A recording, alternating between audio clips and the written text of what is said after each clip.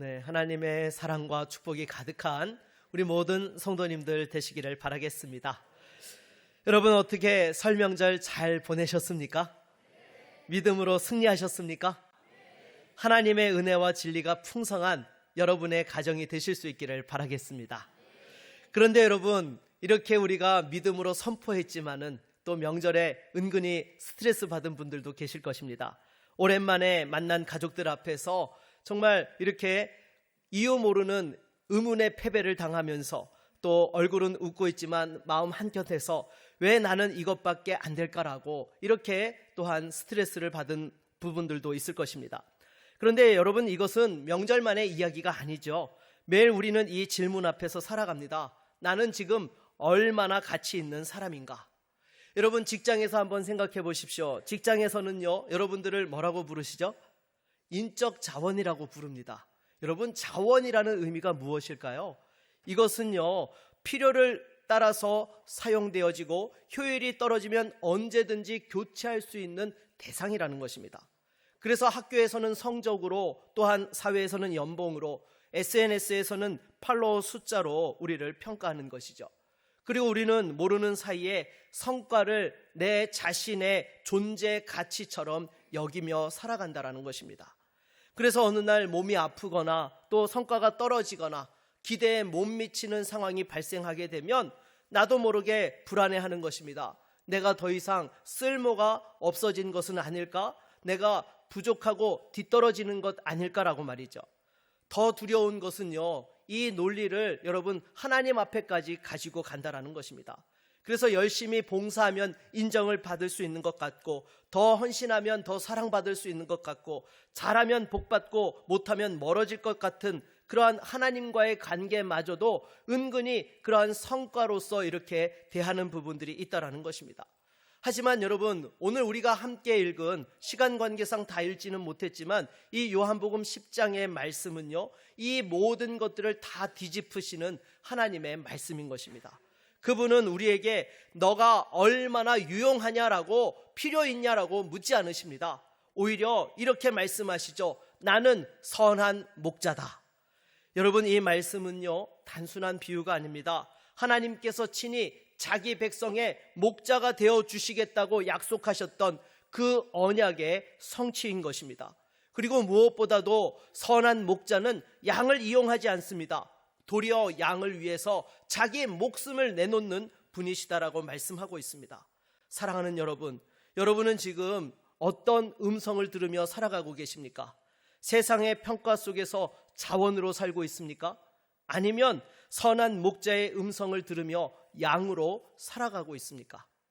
오늘 이 말씀을 통해서 우리에게 주시는 그 교훈의 말씀을 깨달으며 다시 한번 선한 목자를 따르는 하나님의 양들이 될 수 있기를 주의 이름으로 축원합니다.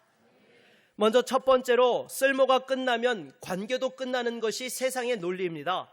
여러분, 오늘 본문의 말씀은요, 아름다운 목가적 이야기를 말씀하고 있는 것이 아닙니다. 사실은요, 여러분, 오늘 우리가 함께 읽은 이 요한복음 10장 직전에 9장에서 어떤 사건이 있었죠? 예수님께서 날 때부터 맹인되었던 사람을 고쳐주었더니 그 안식일에 이러한 일을 행하였다고 해서 바리새인들과 논쟁이 붙은 것이었습니다.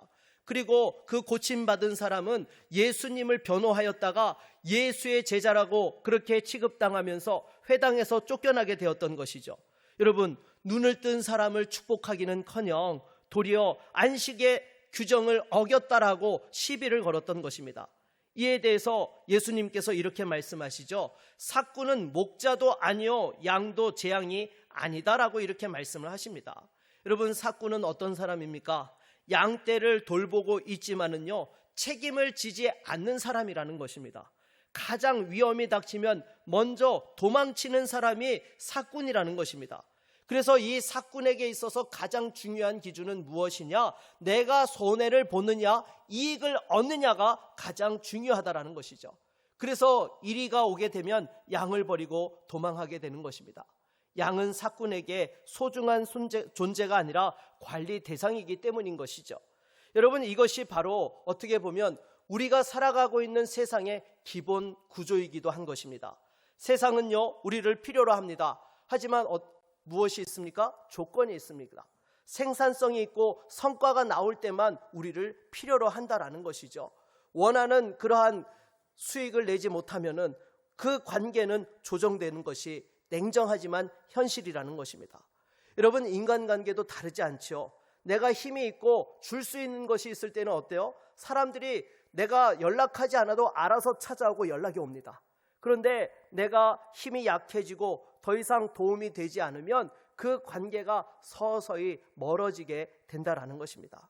그리고 우리는 그것을 너무나 당연하게 받아들이고 있는 것이죠. 스스로에 대해서도 내가 어느 정도로 가치가 있느냐, 나는 아직 필요한 존재인가라고 이렇게 끊임없이 되물으며 살아가고 있다라는 것입니다.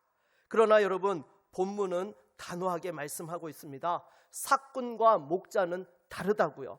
핵심은 바로 소속에 있는 것이죠. 여러분, 삭군은요, 관계가 없습니다. 언약이 없습니다. 양에 대한 사랑도 없습니다. 그래서 어려움이 오면 도망치는 것이죠. 그러기에 세상의 모든 시스템이 이 삭군 구조의 시스템인 것입니다.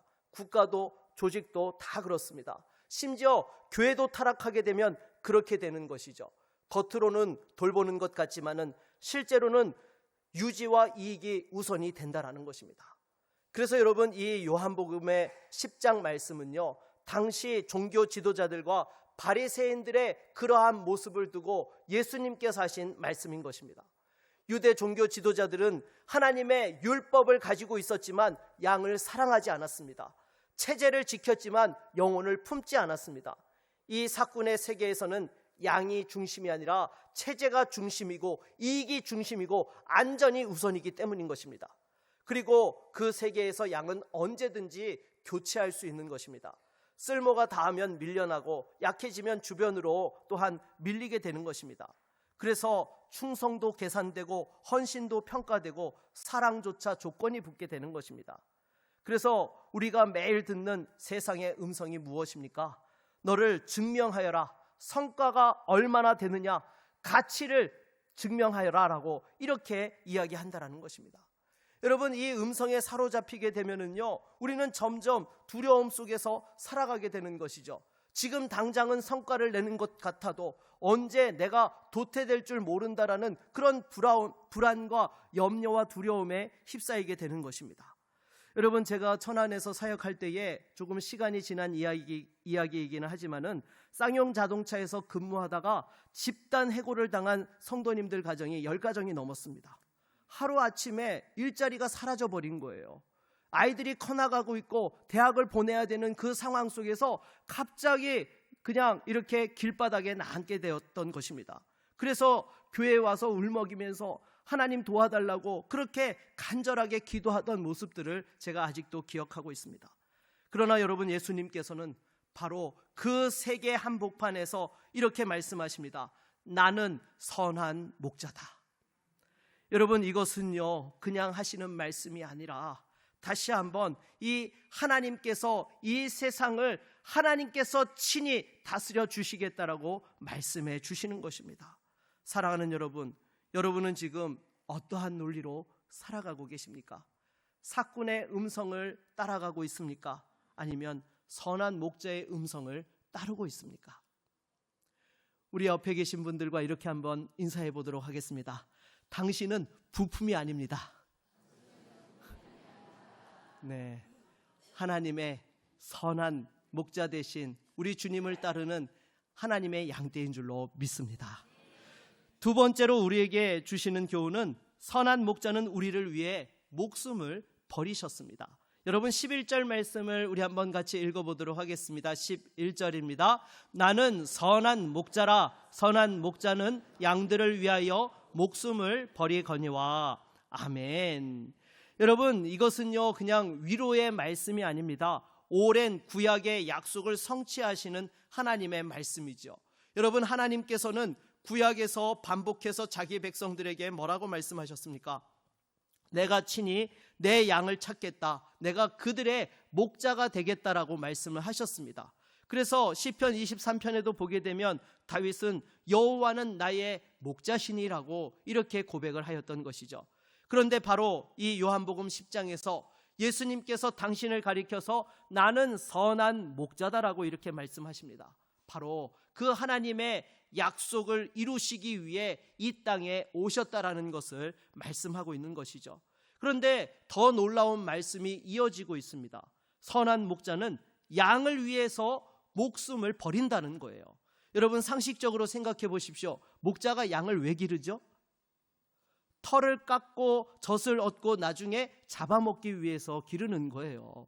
여러분 당장에 우리 주변에도요, 이 돼지 농장 하시는 분들을 보시면은요, 그 돼지 새끼들을 보면서 뭐라 그래요? 아유 내 새끼 이렇게 얘기를 하세요. 근데 나중에 때 되면 다 크면 어떻게 해요? 다 잡아먹어요. 네. 그래서 여러분 이 양은요 목자의 생계 수단인 것입니다. 이 양은 목자의 재산인 것이죠. 그런데 지금 그 목자가 양을 위해서 죽는다라고 말씀을 하세요. 여러분 만약에 세상에 지금 우리가 살아가는 이 시대 속에 그런 일들이 이루어진다라고 하면 사람들이 뭐라고 할까요? 비극이라고 그렇게 이야기를 할 것입니다. 여러분 당장에 우리가 애완견을 키우면서 얼마나 이뻐합니까? 그런데 그 애완견을 살리기 위해서 여러분이 만약 목숨을 바쳤다라고 하면 세상 사람은 뭐라고 할까요? 야 정말 잘했다. 어떻게 그토록 아름다운 사랑을 했는가? 그럴까요? 아니요. 개죽음이라고 이야기하는 것입니다. 네, 여러분 참으로 낭만이 아니고 어리석다라고 하는 거예요. 왜요? 그 가치가 비교가 되지 않기 때문인 거예요. 그런데 여러분 오늘 말씀을 보게 되면 목자가 양을 위해서 죽는다라고 말씀하고 있습니다. 여러분 바로 창조주 되신 우리 주 예수 그리스도께서 피조물을 위해서 죽겠다라고 말씀을 하세요.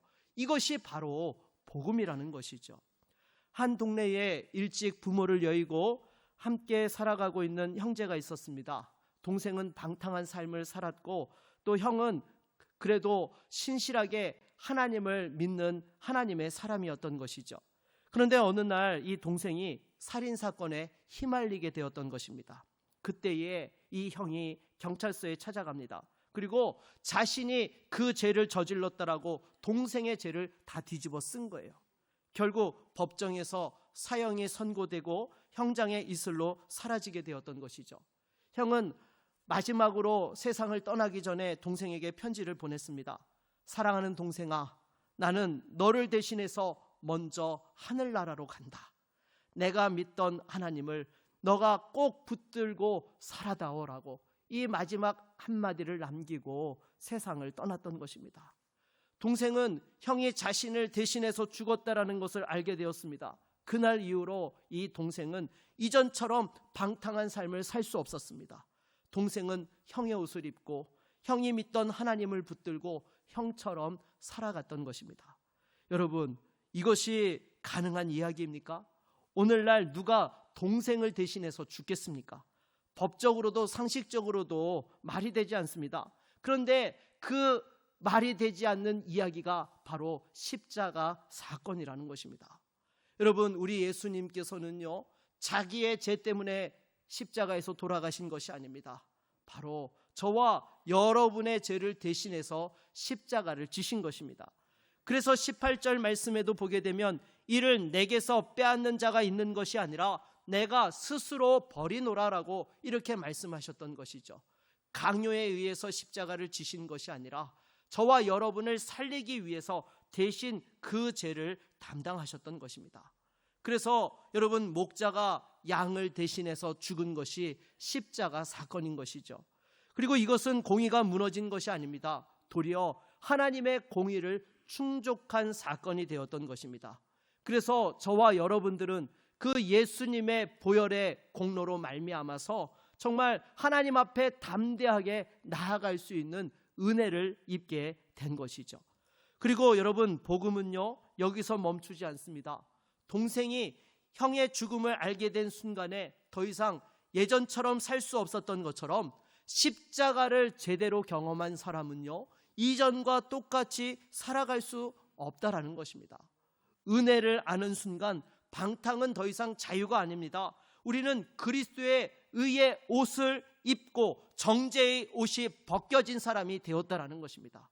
그 흰 옷을 입었기 때문에 또한 값주고 사신 존재가 되었다라는 것이죠. 그래서 여러분, 이 십자가 앞에서 우리가 어떻게 살아가야 되는 것입니까? 세상의 성과 논리로 하나님 앞에 나아갈 필요가 없는 것입니다. 이미 예수님께서 그 값을 지불하셨기 때문인 것이죠.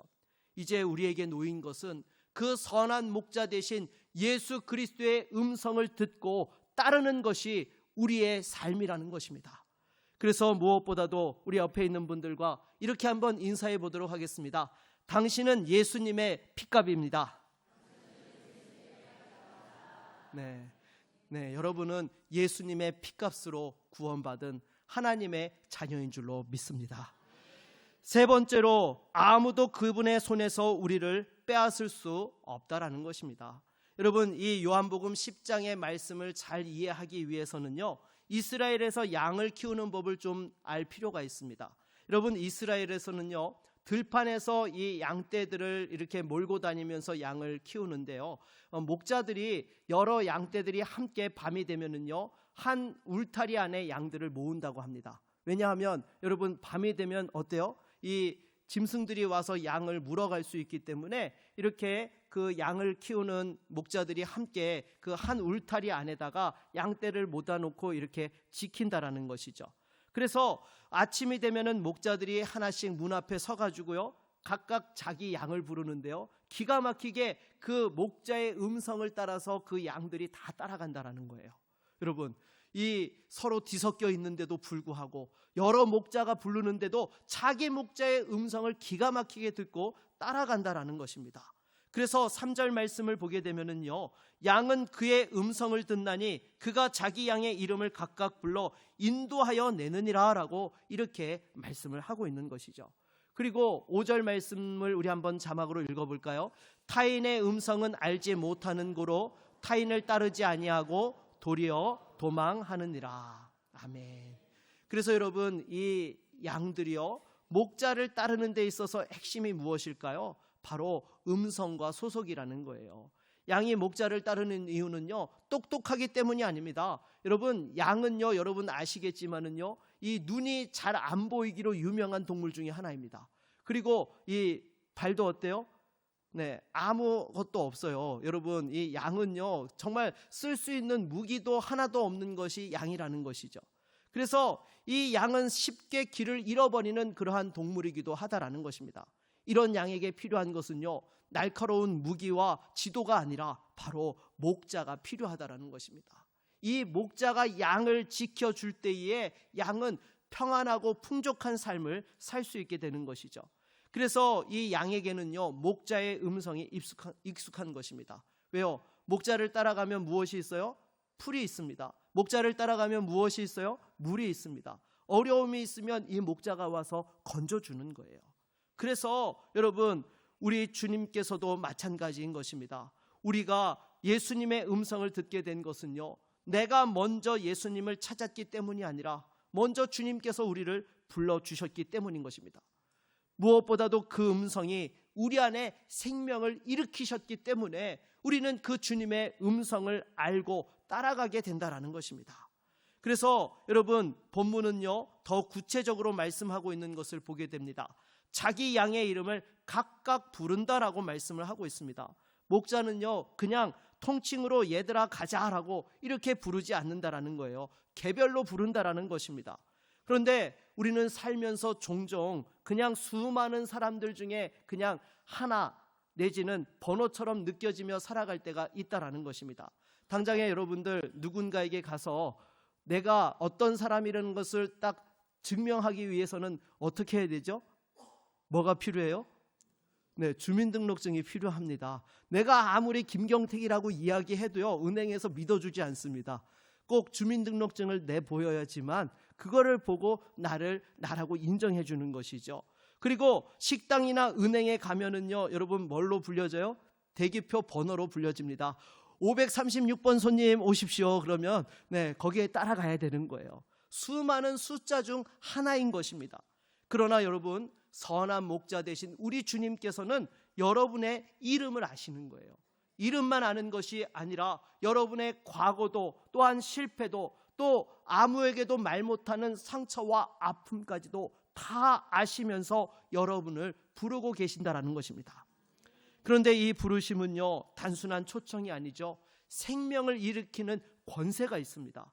그래서 주님께서 우리를 불러주셨을 때에 우리 영혼이 반응하게 되고 생명을 얻게 된다는 것이죠.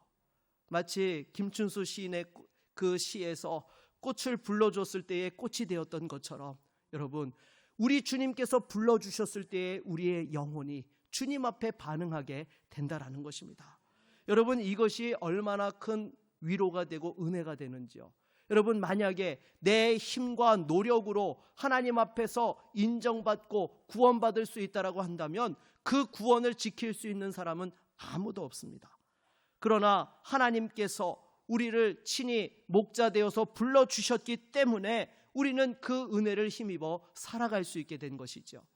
그러기에 28절 말씀을 보면은요, 우리 한번 같이 읽어보겠습니다. 내가 그들에게 영생을 주노니 영원히 멸망하지 아니할 것이요 또 그들을 내 손에서 빼앗을 자가 없느니라.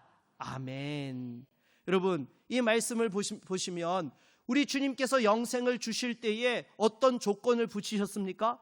아니요, 아무런 조건도 붙지 아니하셨습니다. 그냥 내 손에서 빼앗아 갈 자가 없다라고 도리어 그 구원을 끝까지 책임져 주시겠다라고 말씀하고 계시는 것이죠.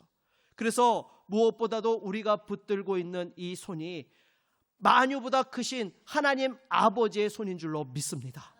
그리고 예수님께서는 이어서 말씀하십니다. 나와 아버지는 하나이니라. 그러니까 구원의 시작도 하나님이 하셨고 구원의 유지도 하나님이 하시며 구원의 완성도 하나님께서 이루신다라는 것입니다. 우리의 성과와 노력에 달려있지 않다라는 것입니다. 목자의 손에 달려있다라는 것이죠. 그리고 무엇보다도 우리 목자가 주시는 그 안전은 어떠한 조건도 필요치 않다라는 것입니다. 우리가 약할 때도 넘어질 때도 의심할 때도 우리 주님께서는 그 손을 놓지 않으시는 것입니다. 그래서 이것이 도구가 아닌 자들의 삶인 것입니다. 여러분, 도구는요 항상 성과로 평가받습니다. 더 좋은 도구가 나오면 밀려나게 되는 것입니다. 그러나 하나님의 양은 소속으로 보호받게 된다는 것입니다. 사랑하는 여러분, 지금 여러분은 누구의 음성에 반응하고 있습니까? 세상의 음성입니까? 아니면 선한 목자의 음성입니까? 우리 옆에 있는 분들과 이렇게 한번 인사해 보겠습니다. 당신은 주님의 음성을 듣는 사람입니다. 네, 여러분 정말로 주님의 음성을 듣고 계십니까? 주의 음성을 끝까지 붙잡을 수 있기를 바라겠습니다. 그래서 여러분, 오늘 말씀은요 우리에게 분명하게 말씀합니다. 세상은 우리를 자원으로 도구로 취급하고 있지만 우리 주님께서는 우리를 양으로 부르고 계시는 것입니다. 세상은 우리에게 증명할 것을 요구하지만 선한 목자는 너는 내 것이다라고 말씀하고 계십니다. 여러분, 이 차이는요 결코 작은 것이 아닙니다. 존재의 차원이 달라지게 되는 거예요. 도구로서 살아가는 사람은요 끊임없이 불안하고 두려워하고 염려하게 됩니다. 성과가 떨어지면 버려질까봐, 인정받지 못할까봐 그 날마다 두려움 속에서 살아가는 것입니다. 그러나 양으로 사는 사람은요 평안함이 있습니다. 선한 목자 대신 우리 주님께서 책임져 주시기 때문인 것입니다. 그래서 우리 주님께서는 무엇보다도 다시 한번 너는 내 양이다라고 말씀하고 있는 것입니다. 사랑하는 여러분, 우리가 또 이 시간 예배를 마치고 나면 이제 세상에 나아갈 때에 두 가지 음성을 듣게 될 것입니다. 더 보여주어라, 더 성과를 내어라, 더 가치 있어 보여라라는 세상의 음성이 들려올 것입니다. 그 음성이 들릴 때마다 여러분, 선한 목자의 음성을 기억하십시오. 나는 내 이름을 안다. 나는 너를 위해 죽었단다. 아무도 내 손에서 너를 빼앗아가지 못한단다. 그래서 여러분, 다시 한번 이 주님의 음성을 듣고 붙잡을 수 있는 은혜가 있기를 바라겠습니다. 그리고 여러분, 우리 주변에 가정에서든지 일터에서든지 또 교회에서조차도 혹시나 너무나 마음이 낙심되어 쓰러져 있는 분들이 계십니까? 다가가서 오늘 이 말씀을 꼭 전해 주실 수 있기를 바라겠습니다. 우리 주님께서 선한 목자 되십니다. 그 선한 목자를 따르는 양이 되십시오라고 이 말씀을 전해 주실 수 있기를 바라겠습니다. 사랑하는 여러분, 선한 목자의 손에 붙들려 사는 사람은 세상이 줄 수 없는 평안과 세상이 빼앗아갈 수 없는 생명이 있는 자들입니다. 다시 한번 이번 한 주간도 선한 목자 되신 우리 주님을 따르며 그 음성을 힘입어 승리할 수 있는 저와 여러분 모두가 되기를 주의 이름으로 축원합니다. 우리 다 같이 찬양하고 말씀을 의지하여 기도하겠습니다.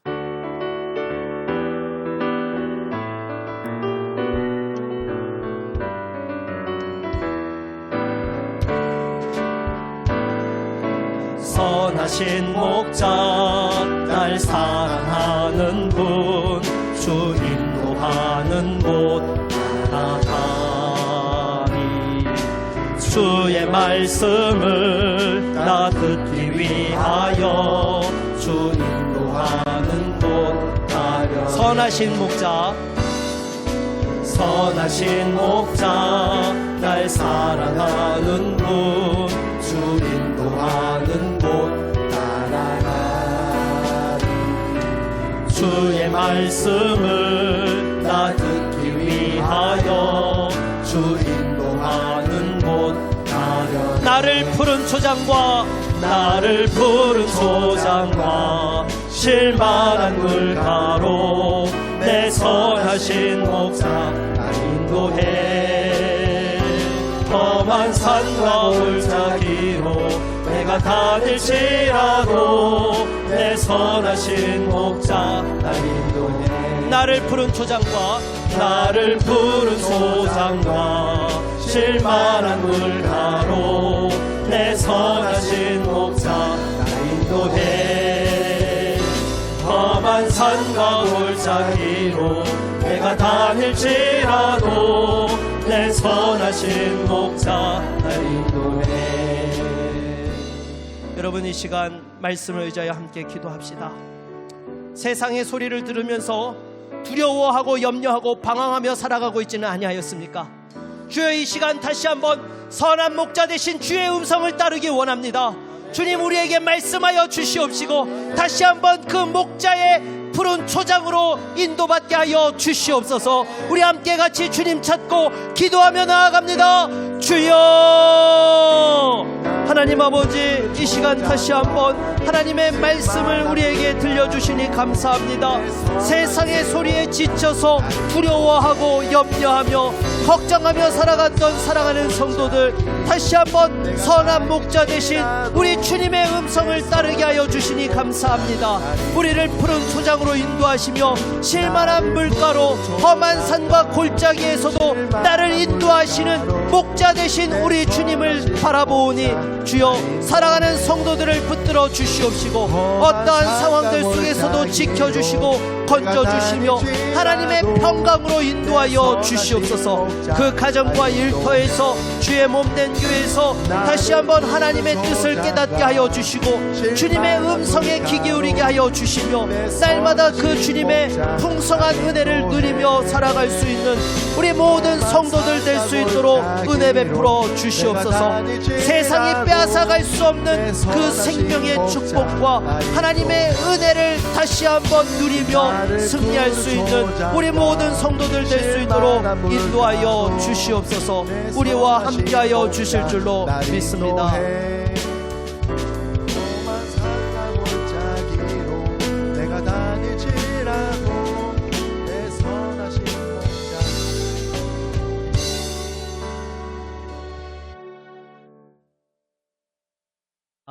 아멘.